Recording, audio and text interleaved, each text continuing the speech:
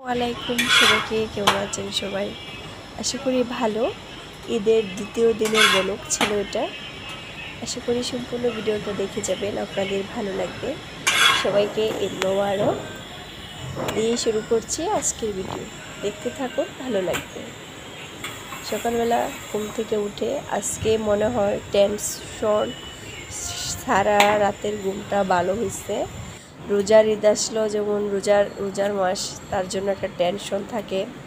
এবং কুরবানি ঈদ আসলো, কুরবানি ঈদের জন্য একটা প্রিপারেশন নিতে হয়, এর একটা টেনশন। তো আল্লাহর অশেষ রহমতে কুরবানি ভালোভাবে দেওয়া হয়েছে একদম। আর এখন কোনো টেনশন নাই, সব কিছু ভালোভাবে হয়েছে, টেনশন চলে গেছে। এখন শুধু খাবো আর ঘুমাবো, বিশ্রাম নেব। শরীর অনেক দুর্বল হয়ে আছে, রাতে দিন, ঈদ মানে তো রাত দিন একাত্ম করে কাজ করতে হয়। তো প্রচুর পরিমাণ কাজ করছি, আপনাদের মাঝে শেয়ার করব। যে বাসা ডিপ ক্লিন করলে অবশ্যই আপনারা জানেন প্রচুর পরিমাণ শ্রম দিতে হয়, অনেক মোছামাছি করতে হয়, অনেক পরিষ্কার করতে হয়। তো অনেক কষ্ট হয়েছে, হাত সব ব্যথা হয়ে গেছে কাজ করতে করতে। একদম রাত জেগে কাজ করছি, রাত দিন এক করে এবং কাজ করছি।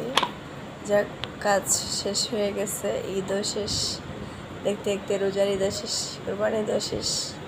আল্লাহ যদি সামনে বাঁচিয়ে রাখে তাহলে কোরবানি ঈদ দেখবো, কোরবানি দেব, রোজা রাখবো, রোজার ঈদ দেখবো।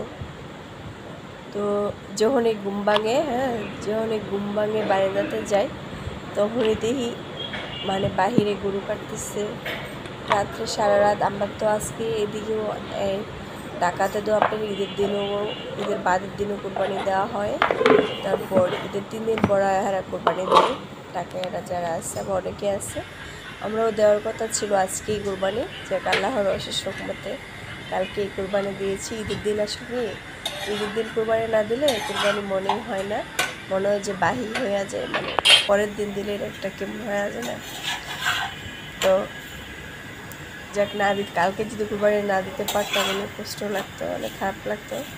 তো আল্লাহর রহমতে কালকেই দিয়েছি, আল্লাহ যদি কোরবানি কবুল করে।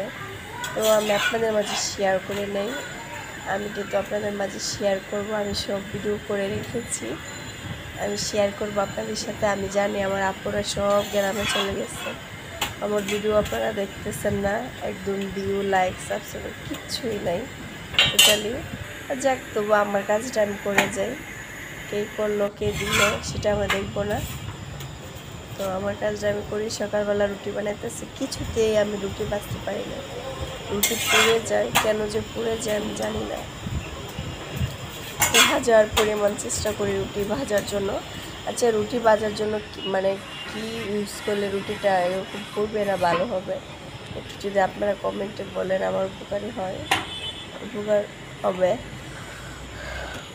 তো সব মিলিয়ে আল্লাহর রহমতে সব কিছু ভালোভাবে হয়েছে। এখন মনও ভালো, শরীরে ভালো। আসলে কি প্রতিদিনই এত কাজ করতে করতে ভালো লাগে না, মাঝে মাঝে অবসর থাকতেও ভালো লাগে। তো আজকে কিন্তু অনেক প্রায় কোনো কাজই করতেছি না, সকালবেলা শুধু নাস্তা বানিয়েছিলাম, এগুলো খাওয়া হয়েছে। দুপুরেও রান্না করতেছি না। তো এখন আমার ভালো লাগতেছে না, মনে করতেছি কাজ করতে। মনে করছি আমি আসলে কি অবসর থাকতে পারি না, আমি কাজ করতে ভীষণ পছন্দ করি। আমি সারাদিন রাতে কাজ করি, কাজ করতে করতে মাঝে মাঝে ভুল ফেল হয় এই। তো আপনাদের সাথে কী বলবো, বলার কিছু নেই। তারপরে একটা ভিডিও সার্চ করে দিতে উপলক্ষে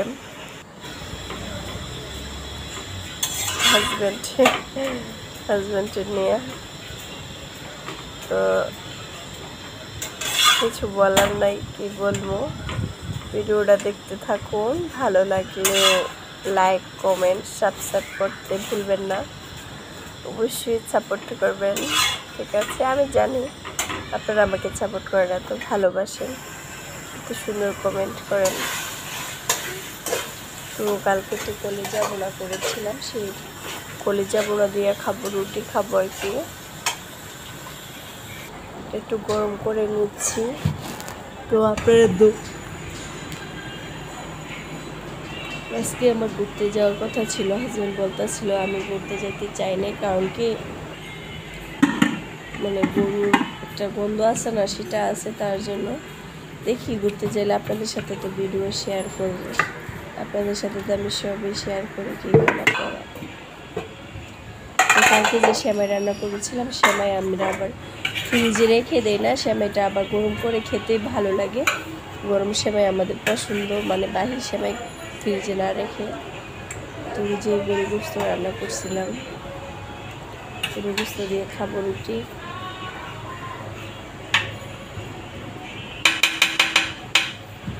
হাসপাতাল থেকে তেমন বেশি খাওয়া যায় না, বিশেষ করবেন কিনা জানি না, 1-2 টুকটা খাইছি।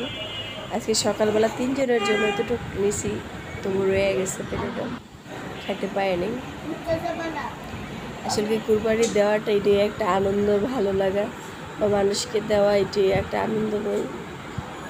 কিন্তু ওই যে ঈদের দিন, বারের দিন খাওয়া যায় না, কদিন পরে আবার ঠিকই খাওয়া যাবো, খাইতে মন চাইবো। দেখেন এমনি সময় গোস্ত আনলে, গরু গোস্ত দিয়ে ভাত খেলে কত মানে খাওয়ার জন্য স্থির হয়ে যায়, কিন্তু ওই যে ঈদের কুরবানি গোস্ত দিয়ে কিন্তু মানে খামো যে, এটা একটা ইচ্ছেই নেই সত্যি কথা বলতে। ওই যে বেশি জিনিস এরকম, কিন্তু কুরবানি গোস্ত আমার ভীষণ পছন্দের। জানি না কুরবানি গোস্তের ভিতরে কী আছে, এটা এত স্বাদ লাগে আমার কাছে, অনেক ভালো লাগে। সবাই ভালো থাকবেন, সুস্থ থাকবেন, আমাদের জন্য দোয়া করবেন, আমিও আপনাদের জন্য দোয়া করি। সবার ঈদ কেমন কাটলো কমেন্টে জানাবেন। সবাইকে আসসালামু আলাইকুম।